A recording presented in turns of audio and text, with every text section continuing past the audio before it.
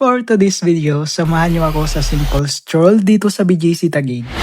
Minsan kasi sa sobrang busy natin sa buhay, nakakalimutan nating mag-post at enjoy yung mga simpleng bagay sa paligid. Kaya today, maglalakad lang tayo at mag-explore ng konti at titingnan natin yung ilang interesting na spots dito sa BGC.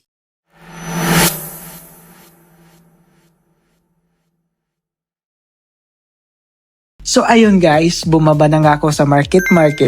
Tapos naglakad lang ako papunta dito sa BGC.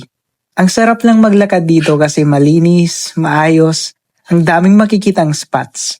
Ngayon, pupuntahan natin ang portal na bagong nilagay dito. Curious din ako kung anong itsura niya sa personal kasi nakikita ko lang siya sa mga videos online.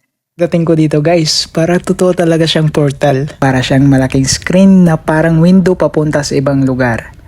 Ang pinaka-cool dito, makikita mo yung mga tao sa ibang bansa in real time at makikita ka rin nila. Para kayong nagkikita kahit magkalayo kayo ng lugar. Parang feeling mo may connection yung dalawang city. Kahit nasa magkaibang bansa kayo. Kaya maraming tao ang kumakaway, nagpipicture o nakikipag-interact sa mga tao na nasa kabilang side ng portal. After nyan guys, napansin ko naman itong store na Gentle Monster. Napatingin talaga ako kasi may malaking mata sa labas ng store. Parang artwork siya na gumagalaw paminsan-minsan. Kaya talagang nakaka-curious ka. So dahil sa curious tayo, pumasok tayo sa loob. Pagpasok ko, grabe. Hindi lang pala mata ang mayroon dito.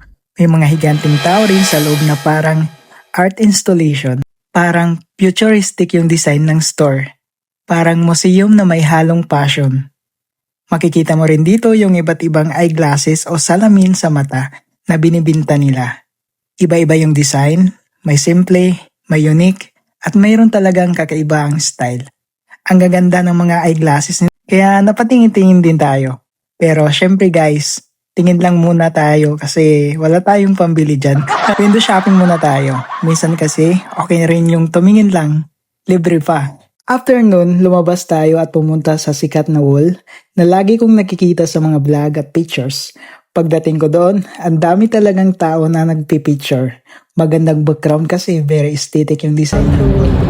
Tapos, bigla ako naging photographer saglit kasi may nag-isuyo sa akin na kunan ko sila ng pictures. Syempre, pumayag naman tayo. Helping a stranger moment lang tayo dito sa BGC. After ng konting ikot, umupo muna ako ng 15 minutes dito sa upuan para magpahinga. Bago tayo magtapos, shoutout nga pala kay Brian Cabrera at kay Raymond Llamado. See you on my next vlog. Bye guys! Thank you for watching!